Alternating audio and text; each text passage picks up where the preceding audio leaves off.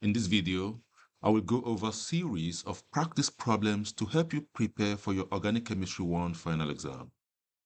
And through these practice problems, I will cover different topics discussed throughout the semester. Now let's begin with this question. We're asked to provide the answer to this problem.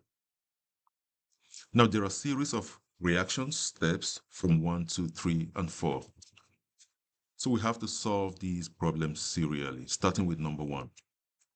So if we treat alcohol with PCC,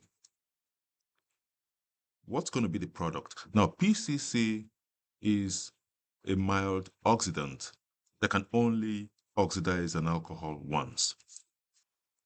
A carbon that has the OH group, normally we have 2 hydrogen atoms. So this means this compound can be oxidized twice.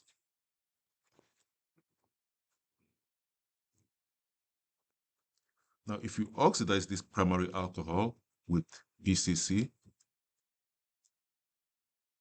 that will give you an aldehyde.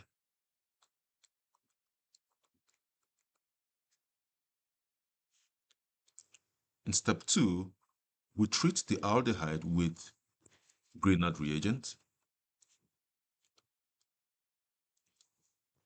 Now, if you number your carbon as 1 and 2, the bond between carbon 1 and magnesium is highly polarized.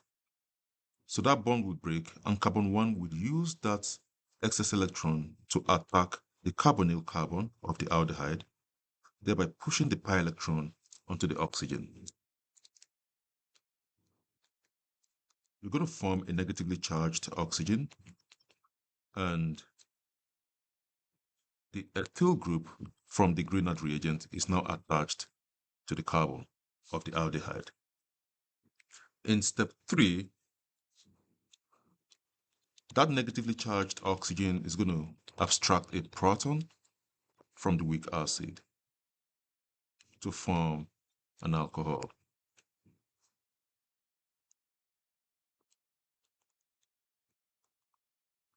I don't have to redraw the hydrogen anymore. Now, if you treat the alcohol, we now have a secondary alcohol.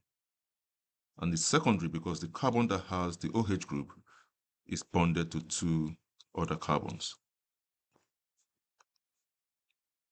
So that carbon is attached to 2 alkyl groups. Now, if you react that secondary alcohol with another PCC in step 4, secondary alcohol will be oxidized to a ketone. And that's going to be your final answer. The key point here is to note is that when a primary alcohol is oxidized using PCC, it forms an aldehyde. But if a secondary alcohol is oxidized using PCC, it forms a ketone. Let's move on to the next question.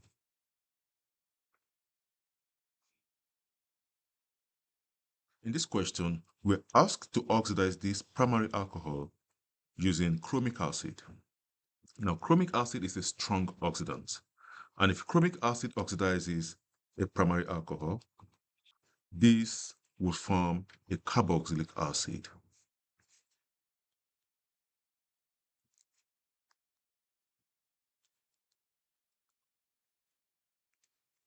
In this question, we're asked to determine the product that will be formed when a secondary alcohol is reacted with a strong oxidant.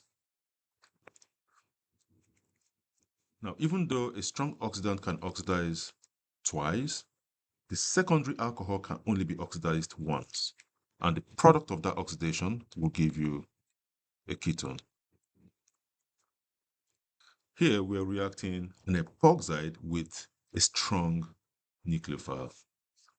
Now, a epoxidation reaction could take place through 2 different types of mechanism, either SN2 or SN1. Now, what determines the mechanism through which your reaction will go through depends on what type of nucleophile you have. If you have a weak nucleophile, it will go through SN1 type mechanism. But if you have a strong nucleophile, the reaction will go through an SN2 type mechanism. And in SN2 type mechanism, the strong nucleophile will attack the less substituted carbon of the epoxide. And it's going to attack that from the opposite side as the oxygen. This bond will break and the excess electron will go to the oxygen.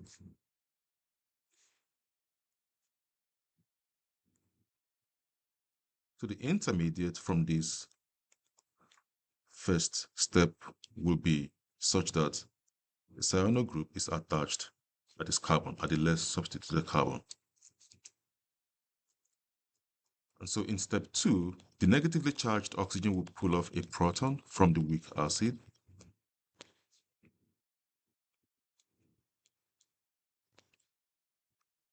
And we would form an alcohol. Now notice that the cyano group is opposite side as the hydroxy group. And this is because in an SN2 type mechanism, there is always inversion of stereochemistry.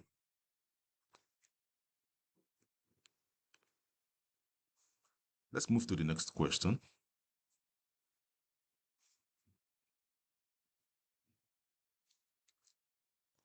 Here we're asked to predict the product that will be formed when this ketone reacts with Grignard reagents. Grignard is a strong nucleophile. And so the bond between carbon 1 and magnesium is highly polarized. So that bond breaks off and carbon 1 will use the excess electron from that bond to attack the carbonyl carbon of the ketone. And this is going to push the pi electron onto the oxygen. And so the intermediate from this reaction will be a negatively charged oxygen. And now we have ethyl group attached to that carbonyl carbon of the ketone. Now in step 2, the negatively charged oxygen is going to pull off a proton from the weak acid.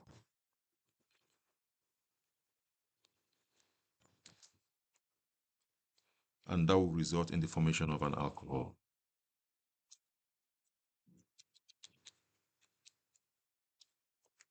And this will be the product of the reaction.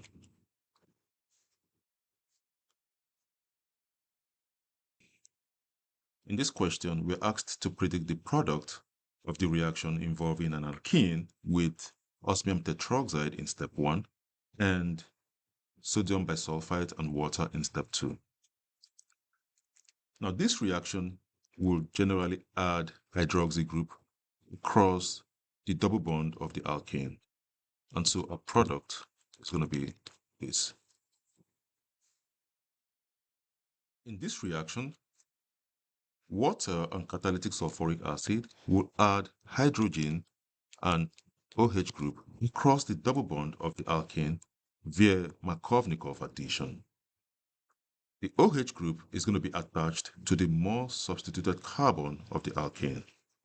So that means our OH is going to come here, while hydrogen will be attached to the less substituted carbon. So the product of this reaction will be this.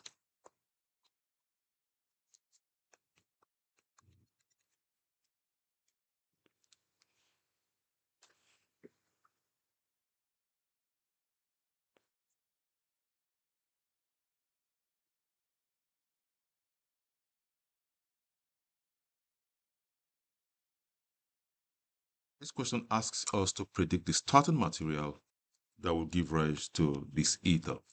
We need to apply retrosynthetic analysis in solving this problem. So I'm going to have to split this molecule into different fragments. So we can definitely split this molecule here. So the two fragments from that splitting of the molecule will be this and this. Now in Williamson ether synthesis, we know that a strong nucleophile usually will react with an alkyl halide via a SN2 mechanism. So I'll have to make this nucleophile into a strong nucleophile by giving that oxygen a negative charge. And I'll have to convert these other alkyl fragments to an alkyl halide by just adding any good leaving group to that carbon.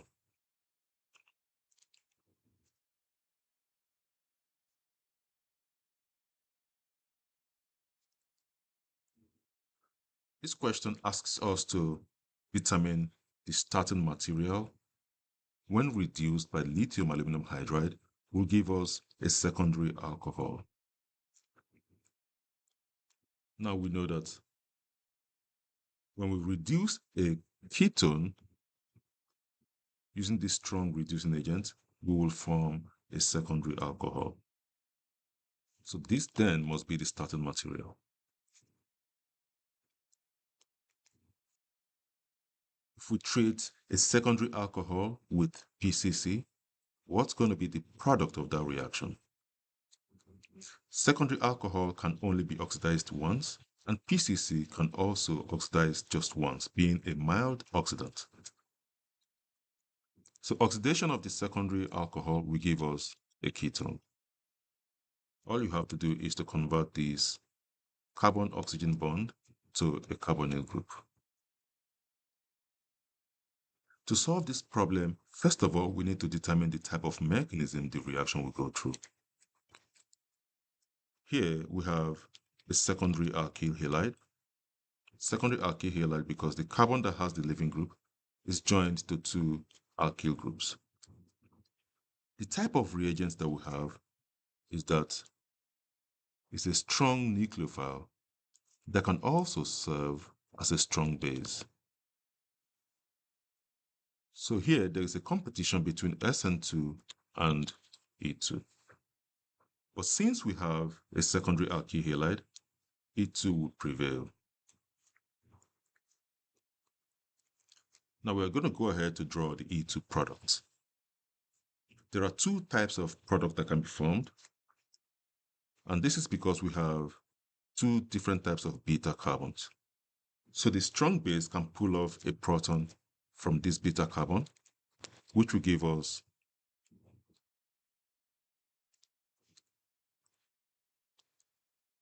so all we have to do is to place a double bond between that alpha carbon and beta carbon.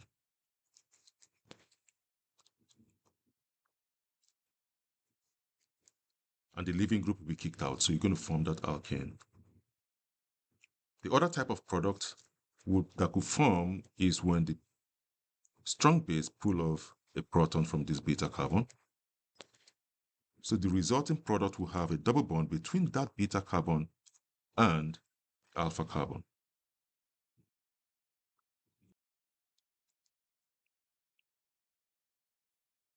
So of these two compounds, the major product will be this.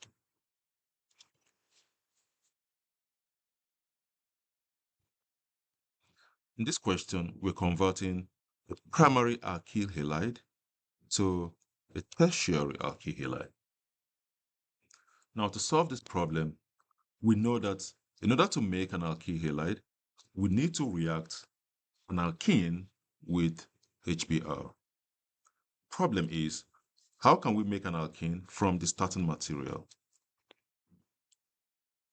So to convert that primary alkyl halide to an alkene, we need to react it with a strong base.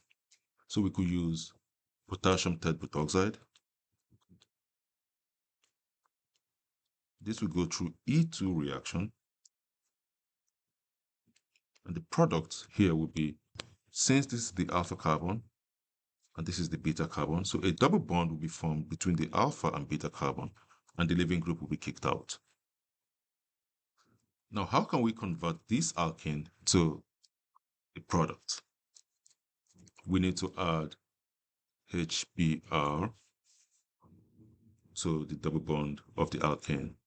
But in this case, we want the bromine to go to the more substituted carbon. And to make that happen, we're going to use a pure HBr and react it with the alkane.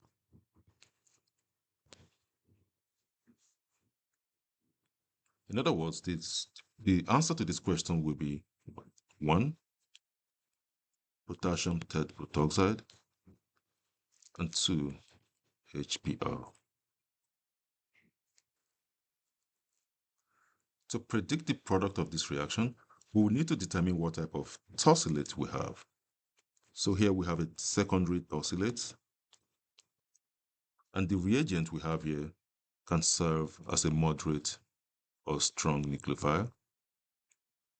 but as a base, it's a weak base. So this means this reagent can majorly do SN2 reaction. So here we're going to have an SN2 mechanism. So the product will be such that the strong nucleophile is going to attack this carbon from the opposite side as the leaving group, and then the leaving group will be kicked out. And since this reaction is going through an SN2 type mechanism, we're going to have inversion of stereochemistry. So in the product, we would change this from wedge to dash, and then we would attach the nucleophile here. And since oxygen makes that bond to the carbon, we draw the oxygen first, which is connected to this vinyl group. This question asks us to provide the IUPAC name for this compound. To name this compound, we first of all need to identify the main chain. The main chain here is going to be the ring. And so we have cyclohexane as the main chain.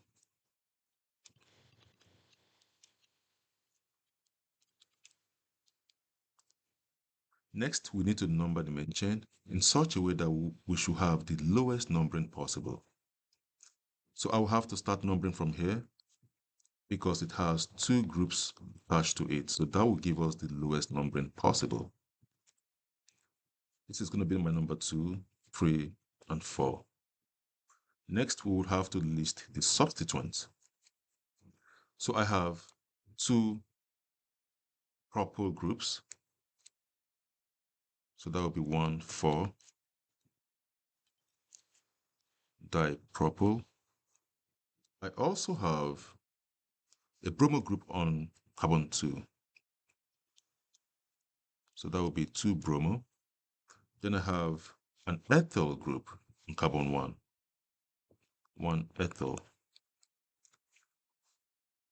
Now we have to name this molecule, starting with the substituent, then followed by the main chain. So alphabetically, bromo comes first, followed by ethyl, followed by propyl. So this would be 2 bromo, followed by 1 ethyl, followed by 1,4 dipropyl. Then you name the main chain, cyclohexane. This question asks us to assign E or Z to the following alkenes. Let's start with this compound first. You need to draw a line through this carbon-carbon double bond to divide the molecule into 2 fragments. The fragments on the left and those on the right. Next, we will assign priority group to the groups on the left, as well as the substituents to the right. Between chlorine and fluorine, we know that chlorine has higher atomic number. So we're going to give chlorine priority number 1. And fluorine, the fluoro group will get priority number 2. Considering the groups or substituents to the right, we have 2 carbons. So those are the first atoms. Now there is a tie because both atoms are the same. So we have to go to the next atom that is higher in atomic number. So the next atom that is connected to carbon that is higher in atomic number in this group is fluorine. For this carbon, there are 3 different atoms that are directly attached to that carbon. We have 2 hydrogens and 1 carbon, with that carbon being the highest in atomic number. Now, considering carbon and fluorine, fluorine definitely is higher in atomic number than carbon. So we're going to give this substituent priority number 1, and this gets priority number 2. Now, since these substituents are on the same side, we will assign Z to this molecule. Now, on this next one, first thing will be to draw a line to cut through the carbon-carbon double bond. Now, this line is going to divide the 2 carbons into up and down. On the up, we have two groups, the fluoro group and the methyl group. So fluorine is definitely higher than the carbon of the methyl group. Therefore, the fluoro group will get priority number 1, and the methyl group will get priority number 2.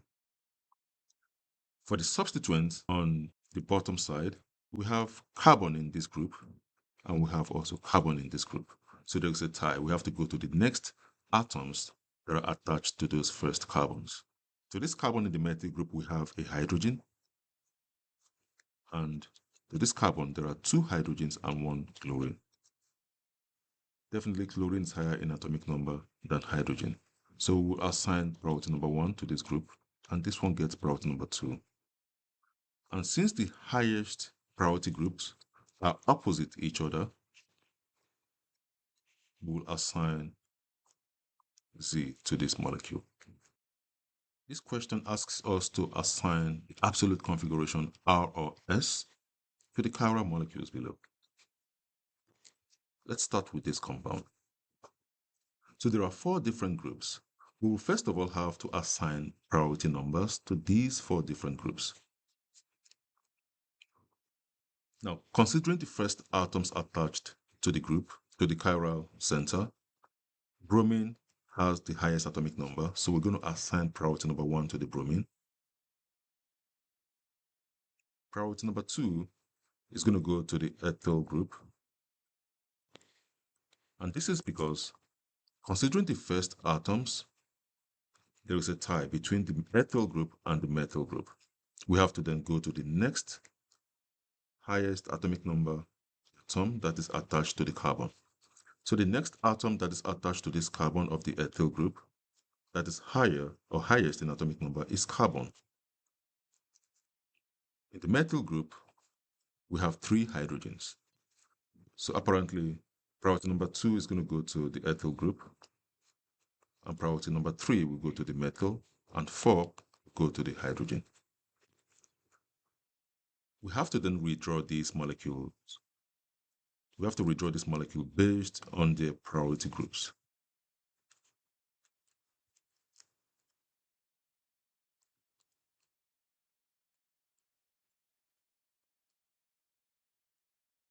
Since the group 4 is on the right-hand side, we need to view this compound in such a way that group 4 will be in the back of the chiral carbon. This is going to place group 4 in the back of the carbon.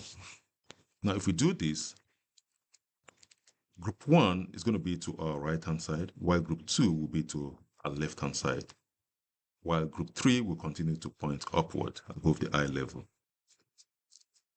So I will redraw this. Group 1 is going to be to my right now. Group 2 will be to my left. Group 4 is in the back of the carbon, so I can just ignore group 4. Now draw a line connecting 1, 2, and 3. This is clockwise. A clockwise direction will give us our absolute configuration. Therefore, the absolute configuration of the molecule to the left will be R. For the other molecule, firstly, we need to assign priority numbers. So the first priority will go to the oxygen. Since the oxygen have the highest atomic number, so the hydroxy group will get priority number 1. Priority number 2 is going to go to the ethyl group. Priority number 3 will go to the methyl group. 4 will go to the hydrogen. Next, I will have to redraw this molecule based on their priority groups or priority numbers. Group 2 is pointing upward. Group 4 is on a dash bond. Group 1 is on a wedge bond. And group 3 is pointing this way. Now, since group 4 is already in the back of the chiral carbon, being that it's on a dash bond, I do not need to rotate this molecule. So I can go ahead and draw a line connecting 1, 2, and 3 while ignoring group 4. Doing this give me a counterclockwise direction. counterclockwise direction simply means S absolute configuration. Therefore, the absolute configuration of this molecule to the right will be S. This question asks us to identify all the chiral molecules below. Now, before we start solving this problem, there are two things we need to note. Firstly, for a molecule to be chiral, there has to be no plane of symmetry in the molecule. Secondly, a carbon in the molecule must have 4 different groups attached to it.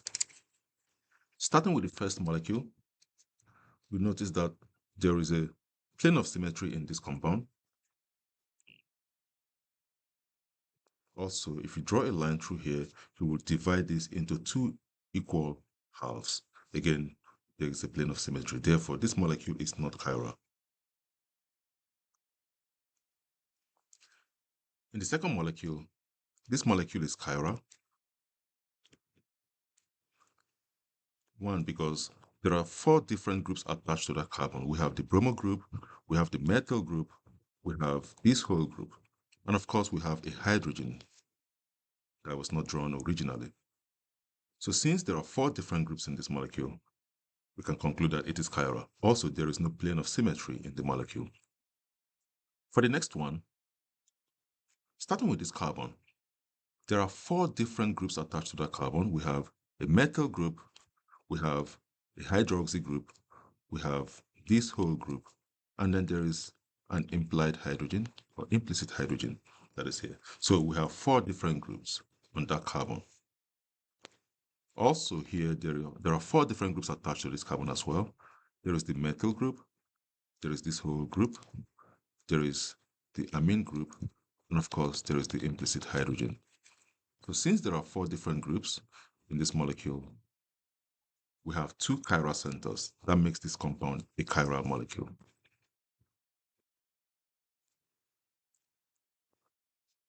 For the next structure, we can draw out the cyclohexane structure of this molecule. So here we have 1, 2, 3. There are 2 methyl groups on carbons 1 and 3. And notice that the 2 methyl groups are pointing upwards. Okay. And so if we're drawing it here, we will have to place them on wedge bonds.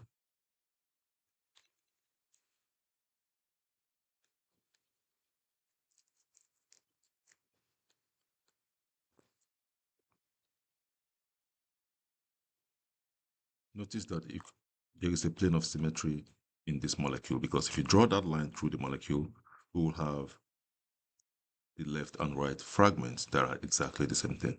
And since there is a plane of symmetry in this molecule is not chiral. For the final molecule, one of the tests for chirality is that there has to be 4 different groups attached to the carbon. So let's consider the first carbon. On the first carbon, we have 2 chloro groups. Since we have 2 groups that are exactly the same thing, therefore, that carbon cannot be chiral. Let's also consider the back carbon. On the back carbon, we have 2 groups that are exactly the same thing, 2 hydrogen atoms that are attached to that carbon. Therefore, this molecule is not chiral.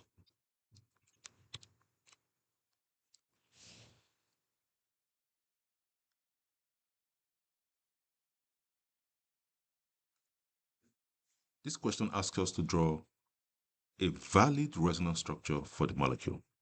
Now, in drawing your resonance structure, always draw curved arrows from an electron source to an electron sink.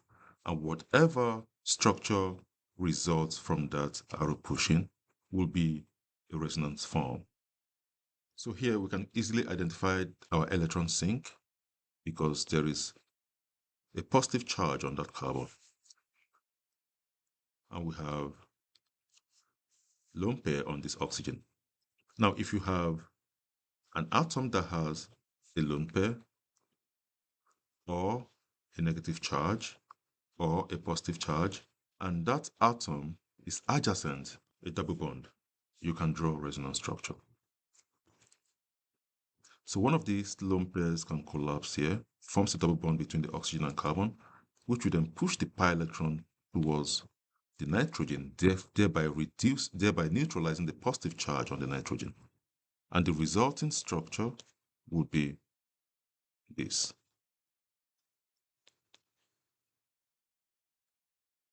Now a double bond is formed between the oxygen and carbon.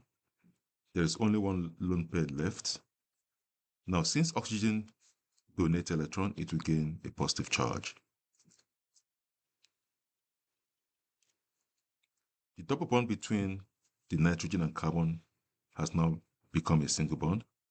And since nitrogen accepted electrons, it will gain a negative charge. And the negative charge will neutralize the positive charge on the nitrogen, and you have a neutral nitrogen atom. And this will be a valid resonance structure. To draw the resonance structure for this molecule, we need also to use arrow pushing to help us achieve that. Now, when can we draw a resonance structure? We can draw a resonance structure if there is a negative charge on an atom that is adjacent a double bond. That's when to draw a resonance structure. So in this case, I'm going to draw curved arrows from the oxygen. A double bond will form between the oxygen and carbon, and that's going to push this pi electron to go towards this carbon.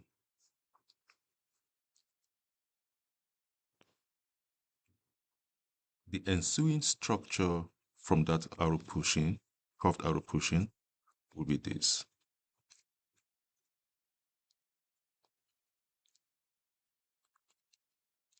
The positive charge will remain on the nitrogen since nothing happens there.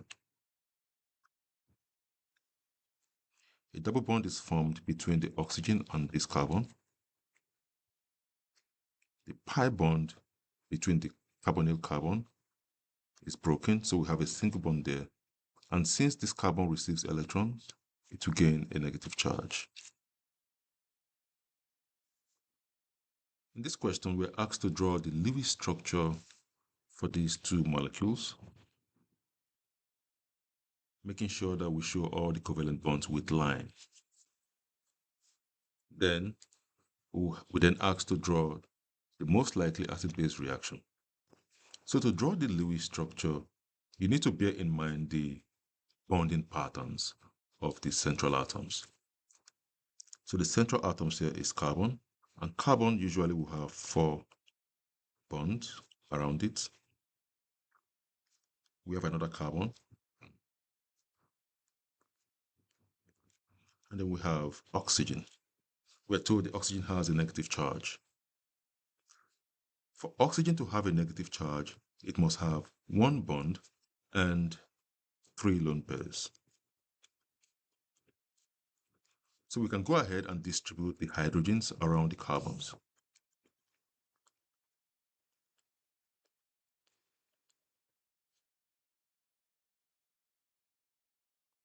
Then we can draw the counter ion near the negatively charged oxygen. For the other structure, you should do the same thing. Start by drawing the bonding pattern of the central atom. A neutral carbon always will have 4 bonds. For the second carbon, notice that we have 2 oxygen groups attached to the carbon. So I will draw the 4 bonds around this second carbon this way. And we have a hydrogen bond attached to the oxygen. So a neutral oxygen atom should have 2 bonds and 2 lone pairs. 2 bonds and 2 lone pairs. A neutral carbon should have 4 bonds. So we have this carbon and the 4 bonds around it. We have this other carbon and the 4 bonds around it. So I'll go ahead and distribute the hydrogens around the carbons. So in total, I have 4 hydrogens, and this will be the resonance structure. So this will be the answer to the first question. For the second question, we're asked to draw the acid-base reaction. So you always draw your curved arrows from base towards the acid. Or you can employ this concept that says always draw your curved arrows from electron source to electron sink. So the electron source in this case is going to be the negatively charged, the lone pairs on the negatively charged oxygen. And the electron sink here is going to be the hydrogen that is attached to the oxygen. Since that oxygen is more electronegative than hydrogen, the oxygen pulls electrons away from it, from the bond, and most of the electron density will be concentrated around the oxygen, and the hydrogen is deficient in electrons. And that's why that proton is the electron sink, while the lone pairs on the oxygen on the base is the electron source. Another way to think about this is that an acid loses proton and a base always grabs a proton. So to draw the curved arrow, we will have to draw it from the lone pair on this oxygen towards this proton. This bond will break and the excess electron will go to this oxygen, and the product of this reaction will be this.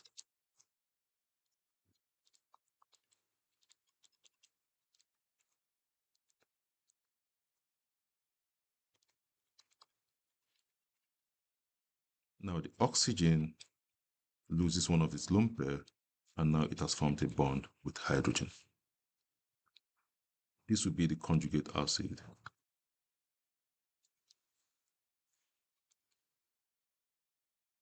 And when the acid loses its proton, the product that is formed as a result of that will be this.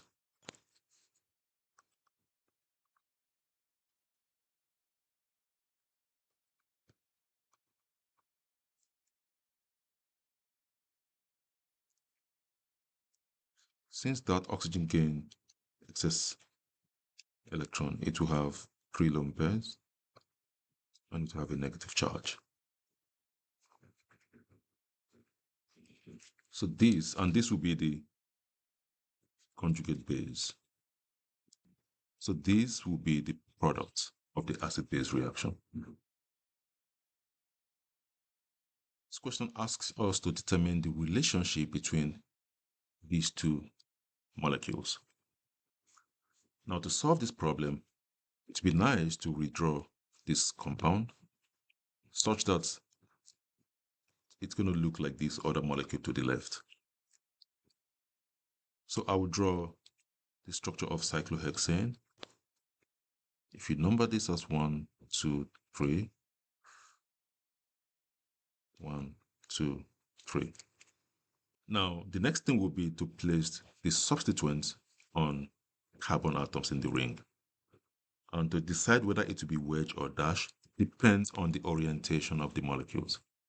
For example, the OH group on carbon 1 is pointing downwards. So because it's pointing downwards, we'll have to place it on a dash bond here. We don't have to draw the hydrogens. For the amine, since it's pointing up and it's on carbon 3, we'll have to place that on a wedge bond.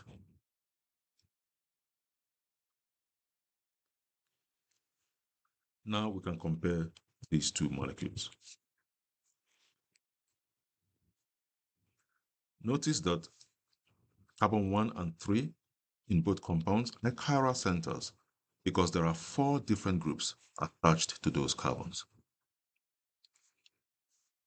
Next, we look at the substituents. Here we have the same stereochemistry, and here we have opposite stereochemistry. Now, the only relationship where some stereochemistries will be the same and some stereochemistry will be different is diastereomer. Therefore, the relationship between these two molecules is that they are diastereomers.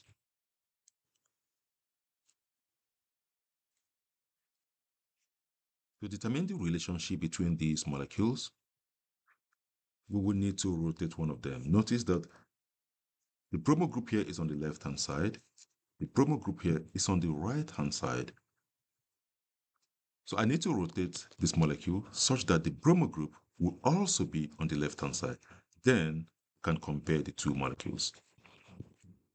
So if I number this as 1, 2, 3, 4, 5, I will need to rotate this molecule such that the bromo group will be on the left-hand side.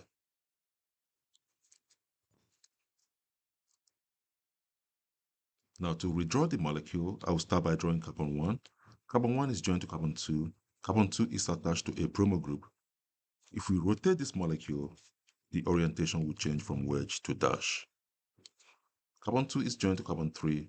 Carbon 3 is joined to carbon 4. Carbon 4 is joined to carbon 5. Now I can compare the two molecules. These molecules will be termed enantiomers because they are mirror images of one another.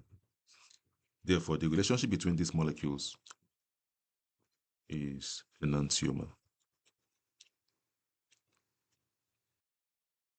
This question asks us to determine the hybridization and geometry of atoms A, B, C, and D.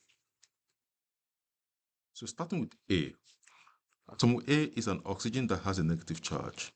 An oxygen with a negative charge should have one bond and 3 lone pairs. And so the hybridization of the atom A will be that you need to calculate the Vesper number, and based on the Vesper number, you can determine the hybridization. Vesper number equals to number of atoms attached plus number of lone pairs. So we have just one atom attached to the oxygen, and we have 3 lone pairs. So Vesper number of 4 means we'll have sp3. So the hybridization of that oxygen atom is going to be sp3, and the geometry will be tetrahedral. Next is nitrogen. A neutral nitrogen should have 3 bonds, and a nitrogen with a positive charge should have 4 bonds. Now, in terms of hybridization, we'll first calculate the Vesper number. Vesper number is number of atoms attached. So we have 3 atoms attached to that nitrogen. And since the nitrogen has no lone pair, it's going to be 3 plus 0, which is 3, which is equivalent to sp2. And sp2 hybridization will give us trigonal planar geometry.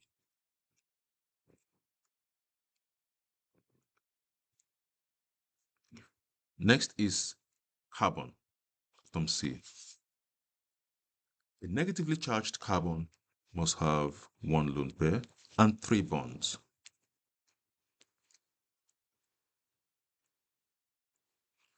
So to determine the hybridization of that carbon, we also need to first calculate the Vesper number. Vesper number is number of atoms attached. That carbon has 3 atoms attached to it, and it has 1 lone pair.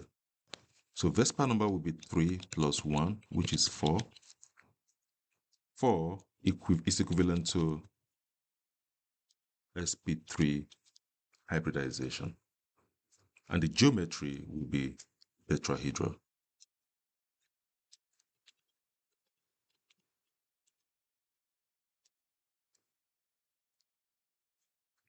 And the last one, nitrogen D.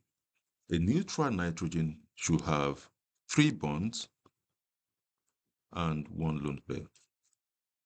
So the Vesper number of that atom will be number of atoms attached, which is in this case only 1 carbon, plus number of lone pair, which is just 1. So we're going to have 2. The Vesper number of 2 will give us sp hybridization. In terms of geometry, we would have linear geometry. This question asks us to determine the orbitals that are used to form the sigma bond in A and the pi bond in B. To determine the orbitals that are used to form this sigma bond, we will need to determine what hybridized orbital is this carbon using to form a bond with this carbon. So in other words, we need to determine the hybridization of both carbon atoms, because we know that sigma bonds are formed as a result of overlapping of hybridized orbitals. So the hybridization of the carbon to the left will be sp3, and the hybridization of the carbon to the right will be sp2. In other words, the carbon to the left is using sp3 hybridized orbital, and the carbon to the right is using its sp2 hybridized orbital to form that sigma bond. For B, the pi bond between the two carbon atoms is formed using p orbitals. So pi bonds are always formed when two p orbitals overlap. So the two carbons will use their empty p orbitals to form the pi bond.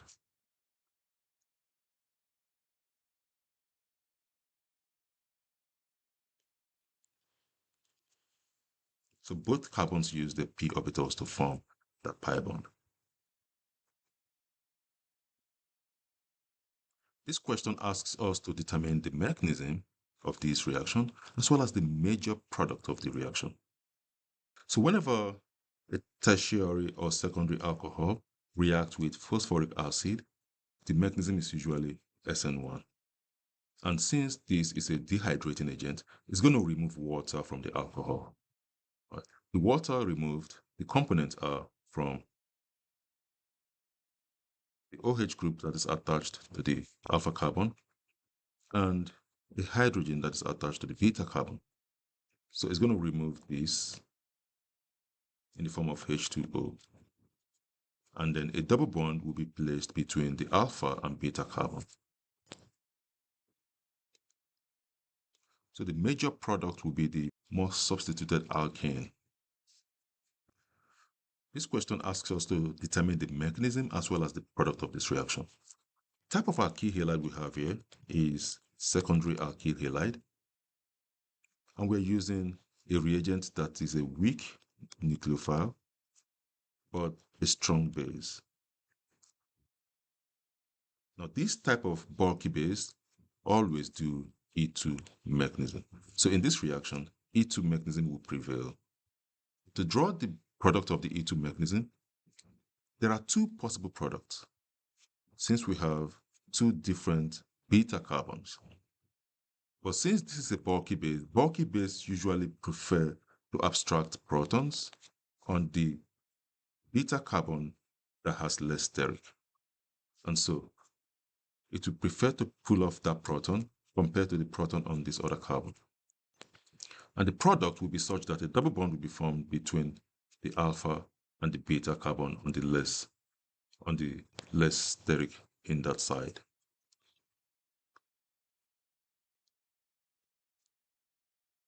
That's going to be the product of the reaction.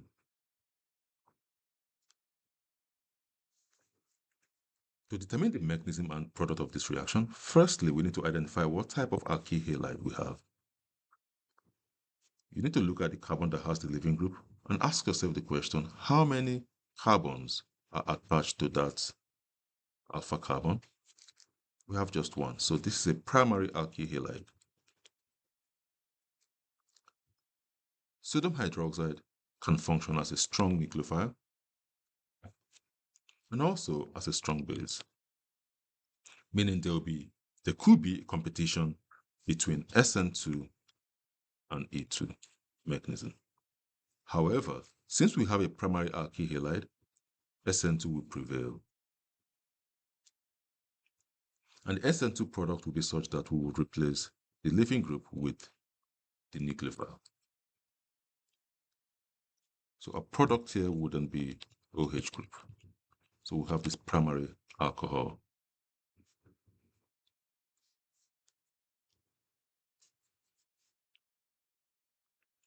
This question asks us to identify the most stable structure as well as the least stable structure below. Most stable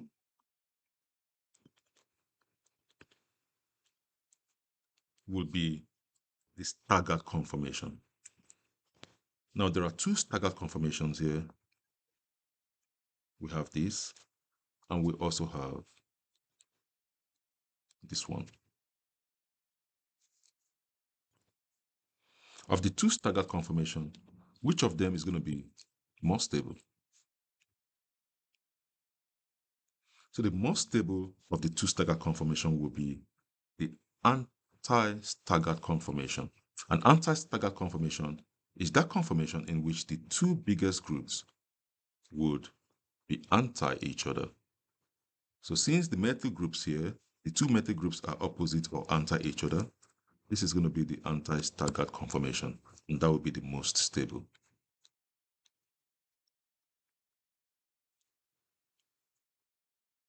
In terms of the least stable, it's going to be the eclipse conformation. So we have two eclipsed conformations here. We have eclipsed 1 and we have eclipsed 2. Of these two, notice that the two biggest groups here are pretty close to each other. So that will experience the most destabilizing interaction. And as such, the eclipse 2 is going to be the highest in energy. Therefore, this is going to be the least stable conformation or structure.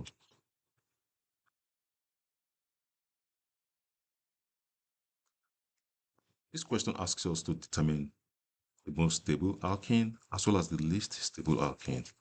For the most stable alkane, we need to look at the alkanes and determine which of the alkanes have more substituents coming off of it. In other words, which of the alkane is the most substituted alkane. So the most substituted alkane is going to be this one because it has 3 different groups coming off of the red oval. In terms of the least substituted alkane, this is going to be the least substituted alkane because it has just one group coming off of the red oval. The other one has 2 groups. This and this also have 2.